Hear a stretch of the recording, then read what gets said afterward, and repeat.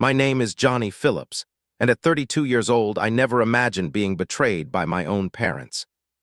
After spinal surgery left me immobilized, I discovered they had emptied my savings account of $45,000 for a Mediterranean cruise while I struggled to even sit up. The shock of finding those travel documents while being unable to walk still haunts me. Their justification was simple. They deserved compensation for taking care of their own son. What they never expected was how I would respond to their betrayal. Before I continue my story, let me know where you are watching from in the comments. Hit that like button and subscribe if you have ever been betrayed by someone you trusted completely. I promise what happened next changed everything. Growing up in suburban Bryn Mawr, Pennsylvania, my childhood appeared picture-perfect from the outside. My father, Thomas, worked as an investment advisor at a mid-sized firm, and my mother, Diana, ran her own interior design business, catering to the wealthy families in our area. They were not truly wealthy themselves, but they dedicated their lives to creating the illusion that we belonged among the elite social circles of the main line. Our modest colonial home was constantly being updated with whatever design trend my mother deemed essential that season. The furniture was always too nice to actually use, covered in plastic when company wasn't coming. We had a country club membership that I later learned they could barely afford, stretching their credit cards to the limit just to maintain appearances. From my earliest memories, everything in our household revolved around how things looked to others. The question was never whether I was happy or healthy, but whether my achievements would impress the neighbors. My parents maintained a detailed mental ledger of every accomplishment by the children on our street, measuring my progress against theirs with ruthless precision. During my senior year of high school, I ranked third in my class and earned a substantial scholarship to study computer science at Carnegie Mellon. Instead of celebration, my parents expressed disappointment. My father had his heart set on Penn Law, following in his brother's footsteps. Computer programming was, in his words, for antisocial basement dwellers. My mother worried what she would tell her friends at the club about my career choice. I moved forward with my plans anyway, discovering a genuine passion for software engineering and finding friends who accepted me for who I was rather than what I represented. College became my first taste of authentic relationships, making the obligatory holiday visits home increasingly uncomfortable by comparison. After graduation, I landed a position with a promising tech startup in Philadelphia. The company grew rapidly, and by my 28th birthday, I had advanced to senior developer with stock options and a salary that surpassed both my parents' combined incomes. Their attitude shifted noticeably then, my career choice suddenly becoming acceptable when they could brag about my financial success. It was at a charity function my parents insisted I attend that I met Sophia Delgado, a pediatric nurse with a laugh that filled the room and none of the pretension that characterized my parents' social circle. She came from a large, boisterous Puerto Rican family where emotions were expressed openly, conflicts resolved honestly, and love given unconditionally. Being around her family disoriented me at first. They argued loudly but made up just as quickly, hugged freely, and never seemed concerned about maintaining appearances. As our relationship progressed, we purchased a comfortable townhouse together and began planning our wedding. I watched in confusion as Sophia coordinated with her parents as genuine partners rather than authority figures. They offered opinions but respected her decisions. My parents, meanwhile, tried to control every aspect of our wedding plans, threatening to withdraw their nominal financial contribution whenever we refused their demands. The contrast between our families became increasingly obvious. Sophia's parents, Anthony and Maria, offered to help us with a down payment with no strings attached. When I mentioned this to my parents, they immediately offered to match the amount, but I soon discovered their generosity came with extensive conditions about the neighborhood, the architectural style, and even how often they could visit. Throughout my adult life, my parents had occasionally borrowed money from me for emergencies that I later discovered were actually luxury purchases. $2,000 for a critical car repair became a weekend spa retreat. $4,000 for an urgent roof repair mysteriously coincided with their new living room furniture. Each time I confronted them, they became defensive, accused me of being selfish, and reminded me of all they had sacrificed for my upbringing. Despite working in finance, my father was reckless with money. Their credit cards were perpetually maxed out. They refinanced their home multiple times to maintain their lifestyle. Designer clothes still bore tags in their closet, while they complained about being unable to pay their property taxes. Yet they regularly posted photos from expensive restaurants and exclusive events on social media, maintaining the carefully curated image that had become their entire identity. What bothered me most wasn't their financial irresponsibility, but the subtle resentment they showed toward my stability. Comments about how I had it easy compared to their generation, jokes about being able to retire on my tech salary, suggestions that I was selfish for not helping them more often. Their attitudes conveyed that my success somehow belonged partly to them, that I owed them for the mere fact of my existence. Sophia recognized these patterns immediately, gently encouraging me to establish boundaries. I began declining their requests to fund various emergencies and suggested they meet with a financial advisor. This created tension, but I held firm, believing that maintaining healthy boundaries would eventually improve our relationship. I never imagined that it would take a medical crisis to reveal just how deeply dysfunctional our family dynamics truly were. The back pain began gradually. I dismissed it as the result of long hours at my desk, treating it with over-the-counter pain relievers and stretching routines I found online. When the pain began radiating down my right leg, Sophia insisted I see a doctor. Being typically stubborn about medical issues, I delayed until one morning when I couldn't get out of bed without help. The MRI results came back faster than expected.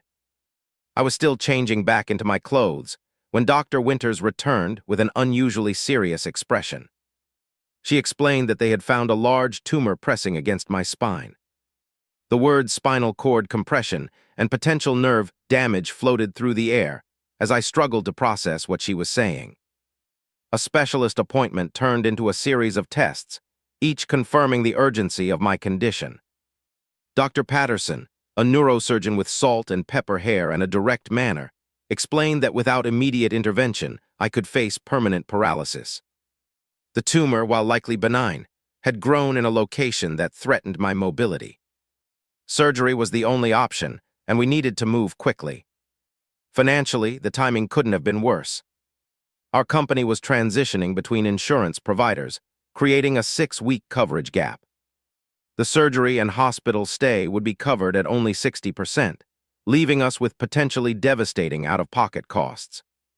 We had been saving aggressively for our wedding and future home renovations, funds we would now need to redirect toward my medical expenses.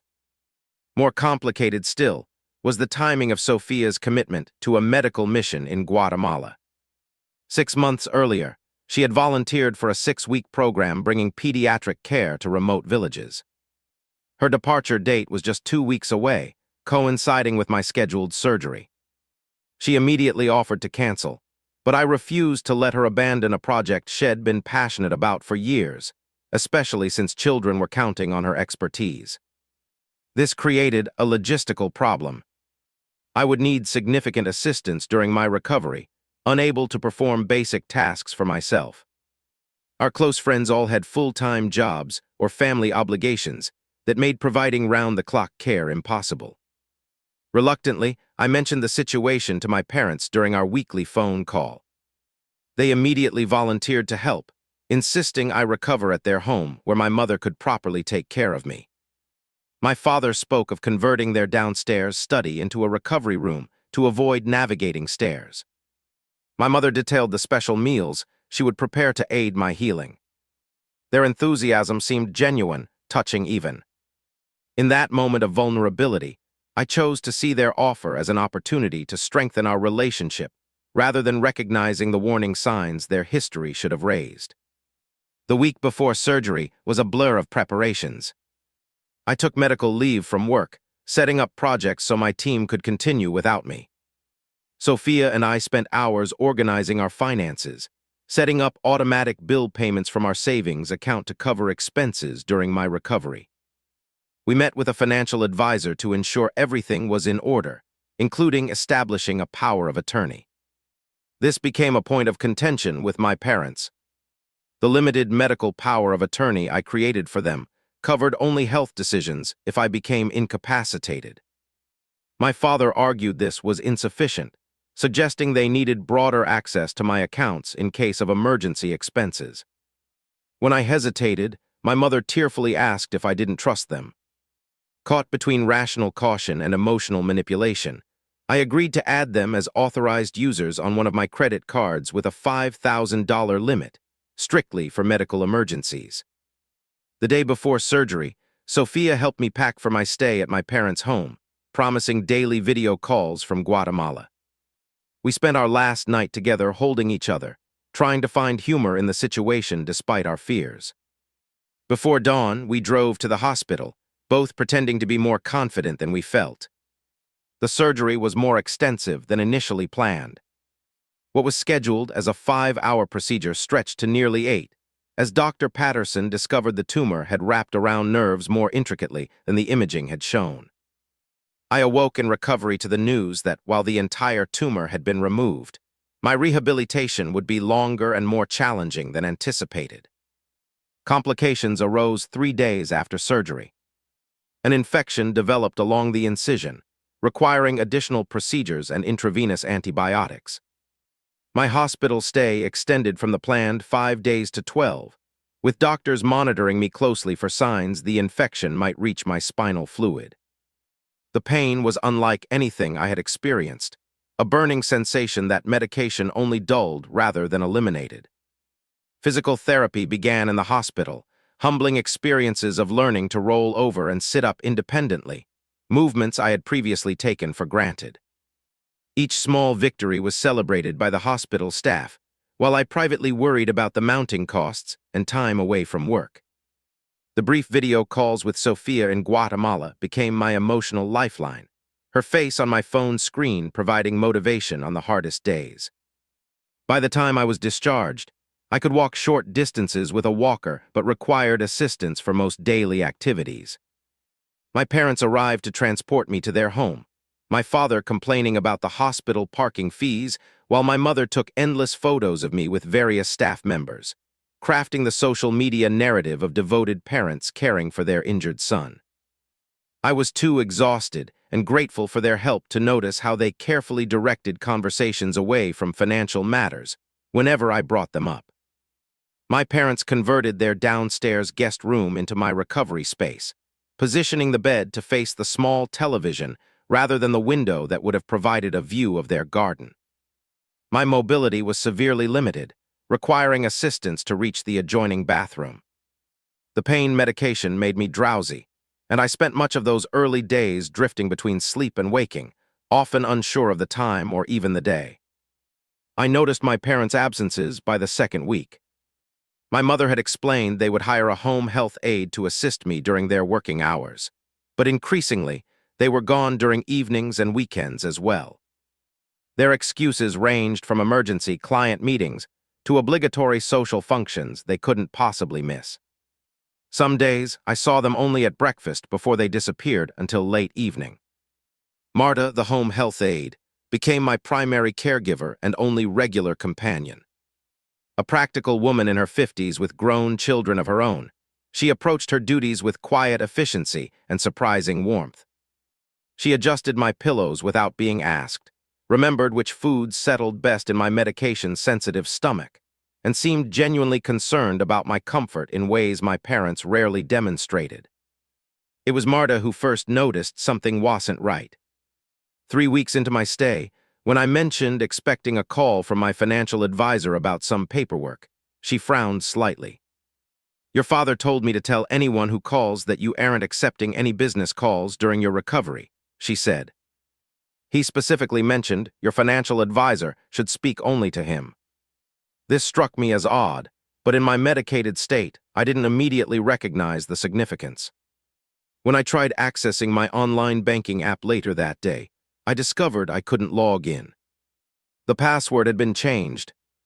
Thinking it might be a security measure following suspicious activity, I tried calling the bank, only to learn that my security questions and contact information had also been updated.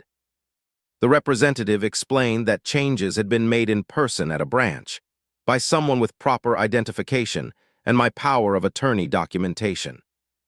Credit card notifications began appearing on my phone. Charges at stores I didn't recognize, restaurants in parts of town my parents rarely visited, and several large purchases at high-end department stores. When I mentioned these to my mother the next morning, she dismissed my concerns with a wave of her hand. "Oh, we had to get some things for the house since you're staying. Don't worry about those charges. Your father and I will sort everything out." Their explanations grew increasingly vague, and their absences more frequent. I began asking Marta to bring me mail that arrived with my name on it, discovering she had been instructed to place all correspondence directly on my father's desk. Most disturbing was my growing awareness that they were monitoring my medication schedule to ensure I remained too sedated to ask difficult questions.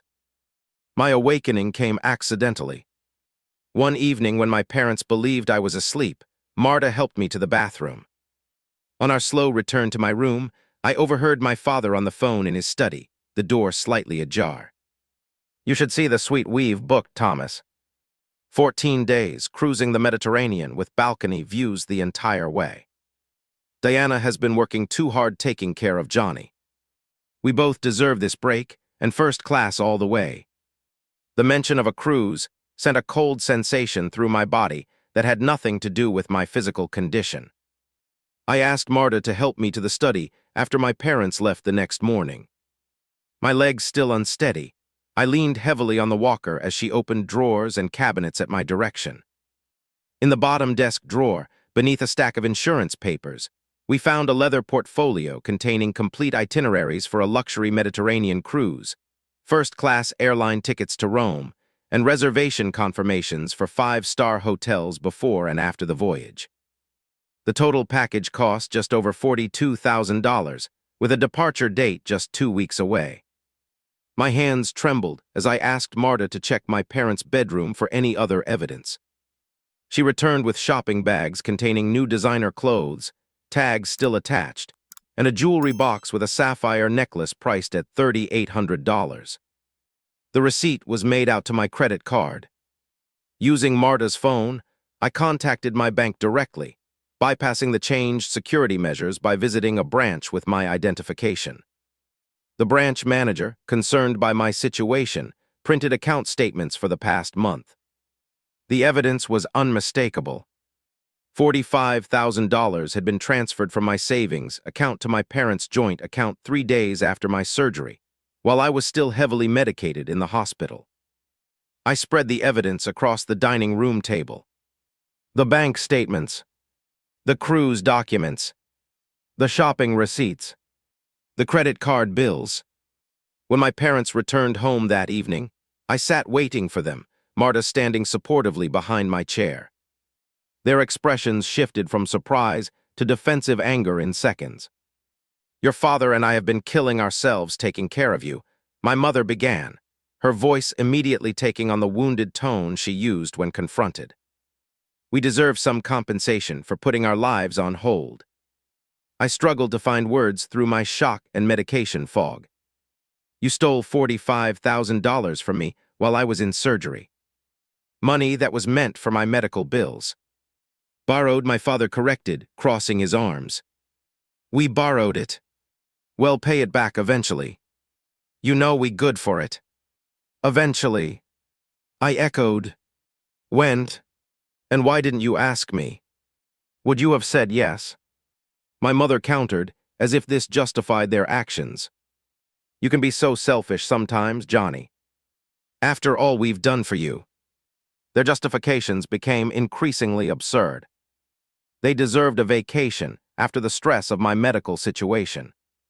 They had spent money redecorating for my stay. The cruise had been booked months ago and was non-refundable. When these excuses failed to move me, my father switched tactics, his voice hardening. "Look, we're your parents. We've taken you in, fed you, cared for you when no one else could. If you're going to make a big deal about this money, maybe this arrangement isn't working out. The threat was clear. In my condition, still unable to care for myself, they believed I had no choice but to accept their theft and remain silent. I wondered how many times throughout my life I'd been manipulated by similar tactics, sacrificing my own needs to avoid conflict. Looking at the strangers my parents had revealed themselves to be, I realized this betrayal hadn't created our dysfunctional relationship. It had merely exposed what had always existed beneath the surface. The days following my discovery were among the darkest I'd experienced. The emotional shock compounded my physical pain, triggering panic attacks that left me gasping for breath. At night, I lay awake calculating the financial damage. The stolen savings, unauthorized credit card charges, and ongoing medical expenses that continued to accumulate. My wedding fund was gone. The money we'd set aside for emergency home repairs vanished. All while I remained physically trapped in my parents' house, dependent on them for basic necessities. I attempted calling Sophia, but the rural Guatemalan village where she worked had limited connectivity. Our calls dropped repeatedly, leaving me unable to fully explain the situation. The brief messages I managed to send downplayed my circumstances, as I didn't want to distract her from her important work with children who needed her skills. My parents' behavior shifted to aggressive gaslighting. They insisted I'd given them permission to access my accounts during a conversation I had no memory of, suggesting the medications had affected my recall. They restricted my phone access, claiming it interfered with my rest. When friends texted asking to visit, my mother responded from my phone making excuses about my condition requiring isolation. She began screening my calls, only passing me the phone after warning people not to upset me with stressful topics like finances. Every attempt at confrontation was met with theatrical displays of emotion. My mother would burst into tears, claiming my accusations were breaking her heart. My father would storm out, slamming doors and muttering about ingratitude. These performances were followed by passive-aggressive comments about the burden of my care, and pointed reminders about how fortunate I was to have a roof over my head during my recovery. Most disturbing was their manipulation of my medication. If I became too confrontational, they would insist it was time for my pain medicine, urging additional doses that left me disoriented and unable to think clearly. When I began refusing extra medication, my mother would feign concern about my pain levels, suggesting I was harming my recovery out of stubbornness. Sleep deprivation compounded my distress as I jerked awake at every sound, afraid my parents might be going through my remaining belongings or planning additional financial maneuvers. The constant stress began affecting my physical recovery, my blood pressure rising to levels that concerned Marta, who checked it daily as part of my care routine. The situation reached crisis level when my parents announced they needed to attend a weekend charity function in New York. Despite my protests about being left alone in my condition, they insisted Marta couldn't work weekend hours, and I was improving enough to manage briefly on my own. They prepared a cooler with sandwiches and left minimal supplies within reach of my bed, promising to return Sunday evening. By Saturday afternoon, my pain medication had run out, and the food they had left was insufficient. Unable to reach the kitchen safely on my own, I faced the prospect of going without medication or nourishment until their return. When Marta stopped by unexpectedly Sunday morning to check on me, she found me feverish and dehydrated, having spent a night in excruciating pain. Alarmed by my condition, she immediately called my emergency contact Sophia, reaching her during a rare window of connectivity in Guatemala. The video call that followed became my breaking point. Seeing Sophia's face contort with worry as Marta explained the situation, I finally broke down, revealing everything through choked sobs. The theft, the neglect, the psychological manipulation, the physical danger their actions had put me in.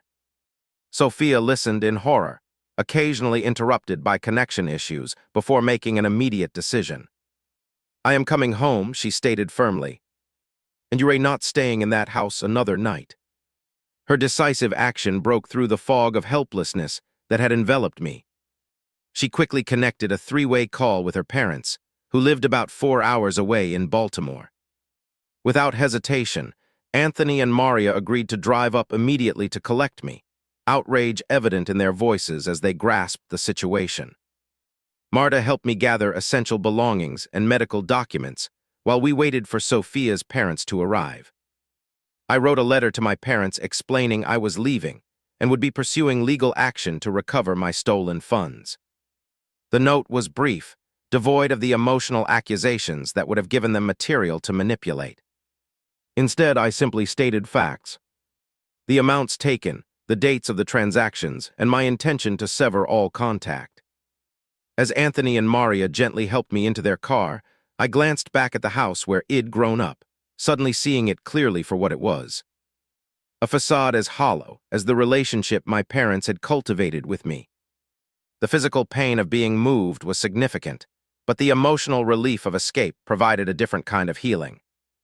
For the first time since my surgery, I felt I could breathe freely again, even as tears streamed down my face at the finality of what had just occurred. I had lost my parents, but perhaps they had been lost to me long before this moment of recognition. Sophia's parents' home in Baltimore became my sanctuary. They had converted their ground floor-in-law suite years earlier for Maria's mother, installing accessibility features that now served my recovery perfectly. The space included a bedroom, bathroom with support bars, and small sitting area with views of their lush garden. For the first time since surgery, I could see trees and flowers instead of blank walls, a simple pleasure that improved my spirits immeasurably. The contrast between their care and my parents' neglect was striking. Maria prepared nutritious meals tailored to help my healing, researching anti-inflammatory foods and proper nutrition for nerve regeneration. Anthony, retired from construction work but still physically strong, helped me with exercises the physical therapist recommended, his gentle encouragement making difficult movements seem possible. They never complained about the imposition of my care or made me feel like a burden, treating me with the same natural warmth they showed their own children. Sophia arranged an emergency leave from her medical mission, arriving 3 days after my relocation. Our reunion was emotional, her medical training allowing her to immediately assess the physical setbacks caused by my parents' inadequate care. She contacted my doctors, arranged for local follow-up appointments, and created a recovery plan that balanced proper rest with progressive activity. With physical safety established, we turned to addressing the financial and legal aspects of my parents' betrayal. Sophia's cousin Dominic practiced elder law, specializing in cases of financial exploitation. Though I wasn't elderly, he explained that many of the same legal principles would apply to my situation, where someone had abused power of attorney and taken advantage of a physically vulnerable person. During our first consultation, I provided bank statements, credit card bills, and the limited power of attorney document I'd created before surgery. Dominic's expression darkened as he examined the paperwork. "This isn't the same document you signed," he said, pointing to discrepancies in the language. "The power of attorney your parents presented to the bank was much broader than this limited version. I'm afraid they altered the document and forged your signature on the amended pages." This revelation stunned me. Forgery elevated their actions from merely unethical to clearly criminal. Dominic continued with more disturbing news, explaining that during his preliminary investigation, he discovered this wasn't my parents' first instance of financial exploitation. Years earlier, my father's elderly aunt had filed a complaint alleging he misappropriated funds while managing her accounts during a hospital stay. The matter had been settled privately, with my father returning the money and the family agreeing to keep the incident quiet to avoid scandal. That night, Sophia and I discussed whether to pursue criminal charges or focus solely on civil recovery of the funds. The emotional cost of a protracted legal battle weighed heavily against my desire for justice and accountability. I feared the stress might further delay my physical recovery, yet the alternative, letting them escape consequences, seemed equally damaging to my healing process. Ultimately, financial necessity made the decision for us. The mounting medical bills and lost income required recovering the stolen funds. Dominic advised that a criminal complaint would strengthen our civil case, creating leverage for a faster resolution. With Sophia's unwavering support, I decided to move forward on both fronts, knowing the path ahead would be challenging but necessary. Our next step involved building documentation and support. Marta agreed to provide a detailed statement about the conditions Shed witnessed in my parents' home, including their extended absences, medication irregularities, and the weekend abandonment that had endangered my health. She also confirmed overhearing phone conversations about the crews and their attempts to hide financial documents from me. My colleagues from work organized practical support, creating a meal delivery schedule and helping me set up remote work options for when I felt strong enough to resume limited professional responsibilities. Their genuine concern provided another stark contrast to my parents' performative caretaking, reinforcing that authentic relationships existed outside my dysfunctional family dynamic. Dr. Patel, a therapist specializing in family trauma, helped me process the complex emotions surrounding the betrayal. During our sessions, patterns from throughout my childhood emerged more clearly. The conditional love tied to maintaining appearances, the subtle undermining of my independence, the persistent message that family loyalty meant accepting mistreatment without question. Understanding these patterns helped me recognize that cutting ties with my parents, while painful, represented an essential step toward genuine healing. I also joined an online support group for victims of familial financial exploitation, discovering I wasn't alone in experiencing this particular type of betrayal. The stories shared by others validated my experience and provided practical advice for navigating both legal proceedings and emotional recovery. Many members emphasized the importance of accepting that family members who could commit such violations were unlikely to ever acknowledge the harm they'd caused, making traditional reconciliation impossible. Meanwhile, my parents launched a campaign of their own. Their initial shock at my departure quickly transformed into aggressive attempts to regain control. Text messages flooded my phone, alternating between threats, "You have no idea what you're doing to yourself legally," and victim playing, "How could you abandon us after all we've sacrificed for you?" When I blocked their numbers, they enlisted family friends as mediators, who called with rehearsed speeches about forgiveness and family loyalty. Most disturbing was the social media narrative they constructed, posting old family photos with captions lamenting their ungrateful son, who had abandoned them after they sacrificed everything to care for him during his health crisis. Distant relatives and casual acquaintances who knew nothing of the actual circumstances left supportive comments, condemning my perceived cruelty while praising my parents' saintly patience. Through mutual connections, I learned they'd begun selling my childhood belongings that had been stored in their attic. My coin collection, assembled through years of careful saving, appeared in multiple lots on an online auction site. Yearbooks, sports trophies, and even the hand-crafted wooden box my grandfather had made for me disappeared from the house, converted to cash as they scrambled to maintain appearances while covering their financial tracks. Their desperate actions only strengthened my resolve. With each manipulative attempt, the guilt and uncertainty that had initially plagued me diminished, replaced by clarity about the necessary boundaries I was establishing. The parents I had longed for never truly existed. The people who had taken my money and endangered my health when I was most vulnerable had shown me exactly who they were, and I was finally ready to believe them. 6 weeks after leaving my parents' home, my physical recovery had progressed significantly. I could walk short distances without assistance, manage basic daily activities independently, and had begun working remotely a few hours each day. My improving health coincided with significant developments in our legal strategy. Dominic filed a comprehensive police report detailing the financial fraud, forgery, and elder abuse statutes that applied to my situation despite my relatively young age. The detective assigned to the case took my statement seriously, particularly after reviewing the forged power of attorney documents and bank records showing transfers made while I was hospitalized. Criminal investigations moved slowly, but the preliminary findings supported pursuing charges for multiple financial crimes.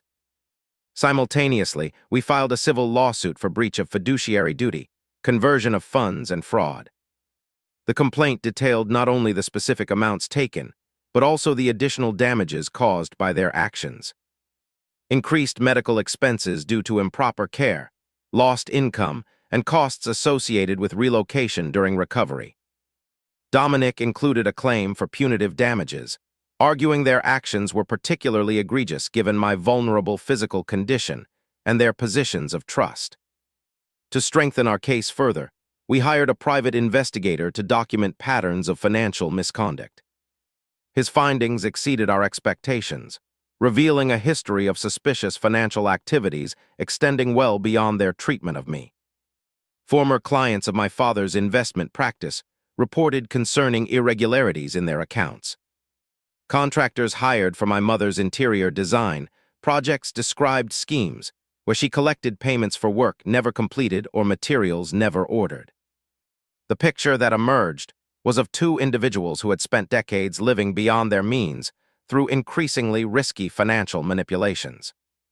The investigator served my parents with legal papers during a charity gala at their country club, timing Dominic had specifically chosen for its symbolic impact.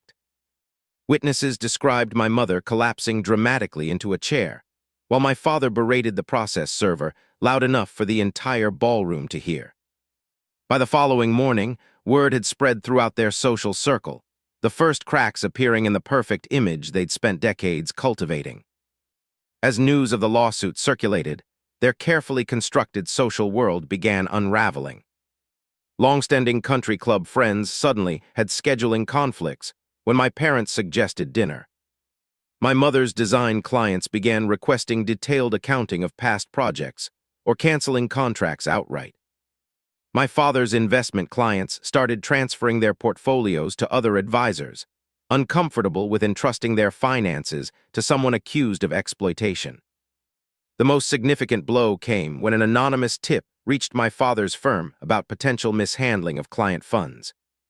The subsequent internal audit uncovered discrepancies that resulted in his being placed on administrative leave pending investigation.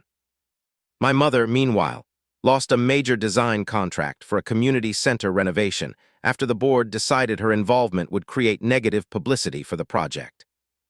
Their financial situation deteriorated rapidly. Legal fees mounted as their first attorney withdrew from the case after reviewing the evidence, forcing them to retain new counsel at premium rates. The cruise company refused to refund their non-refundable deposits after they attempted to cancel the trip. Credit card companies froze accounts and demanded immediate payment of outstanding balances based on fraud concerns.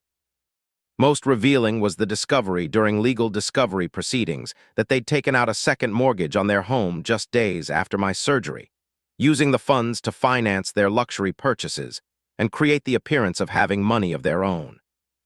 This new debt, combined with their existing financial obligations, placed them in a precarious position that became increasingly difficult to conceal from their social connections. Their desperate attempts to maintain appearances despite mounting pressure led to increasingly erratic behavior.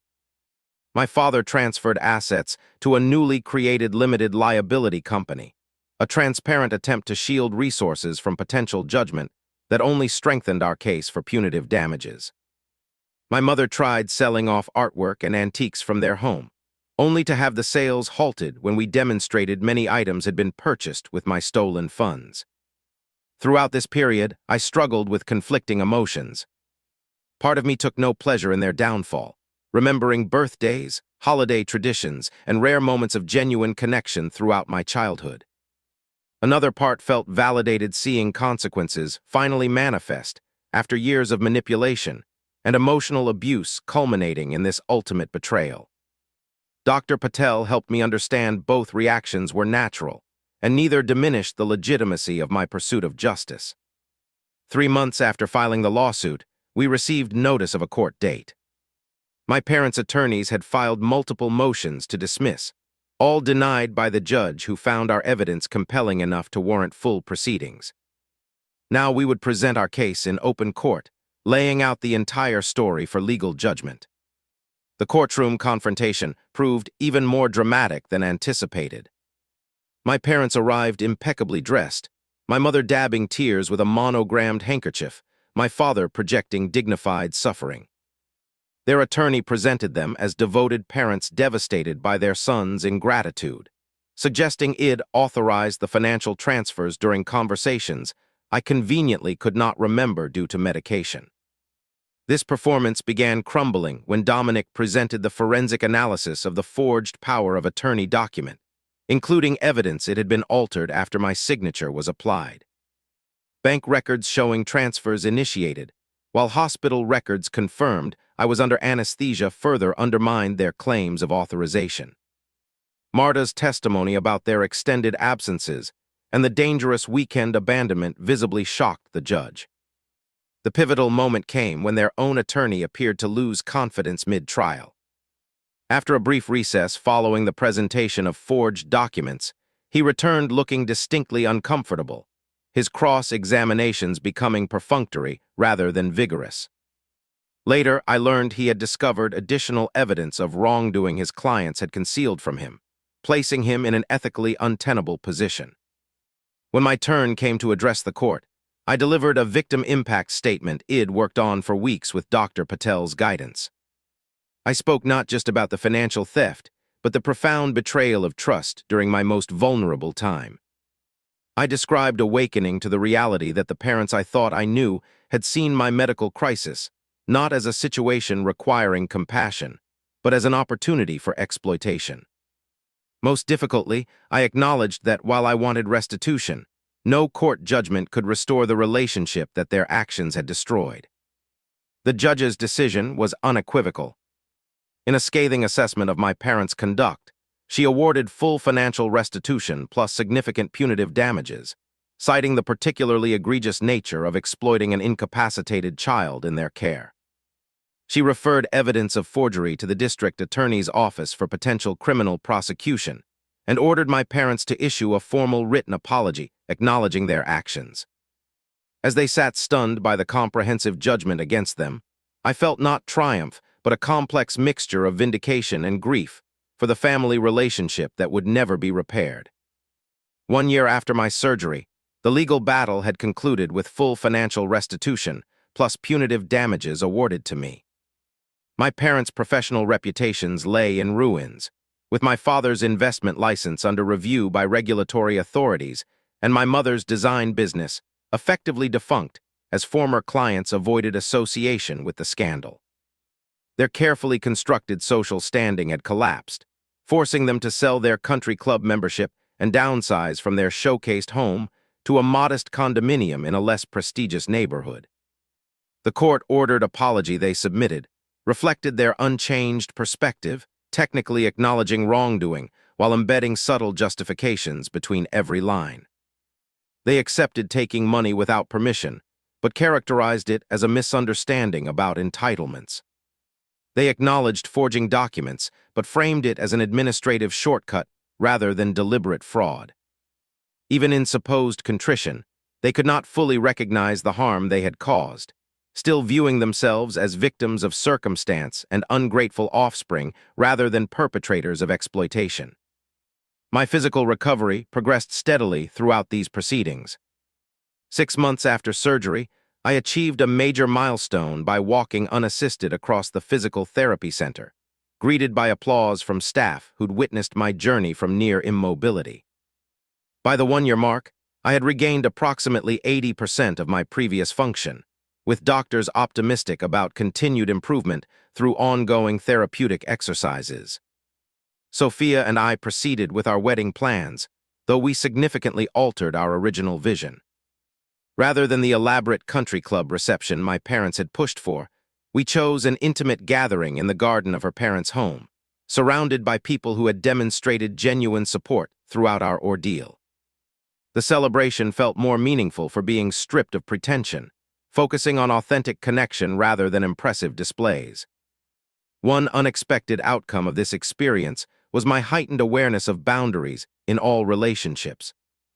I became more deliberate about distinguishing between those who valued me for myself versus what I could provide for them. Friendships that had always felt slightly unbalanced fell away, replaced by connections based on mutual respect and genuine care. My tolerance for manipulation or conditional support vanished, replaced by confidence in expressing my needs and expectations directly. Professionally, my experience informed a new direction. While continuing my software development career, I began volunteering with a nonprofit organization developing financial literacy programs for young adults. Many participants came from backgrounds where healthy financial boundaries had never been modeled, making them vulnerable to exploitation by family members or romantic partners. Sharing my story within these contexts helped others recognize warning signs I had missed, potentially sparing them similar pain. Sophia's family became the foundation of our new holiday traditions and celebrations. Their boisterous gatherings, where disagreements were addressed openly but never threatened underlying relationships, provided a healing counterpoint to my childhood experiences. Anthony and Maria welcomed me without reservation, treating me as a son through actions rather than merely obligatory statements of family connection. Several months after the court judgment, I received an unexpected email from my father's sister Catherine, who had maintained distance from our family dynamics by living overseas for decades. Having learned of the situation through extended family, she shared that she'd experienced similar financial exploitation from my parents years earlier, which had contributed to her decision to move abroad. Her validation of my experience from someone who had known my parents longer than I had provided another piece in the complex puzzle of understanding and accepting what had happened. The most challenging aspect of my recovery remained psychological rather than physical.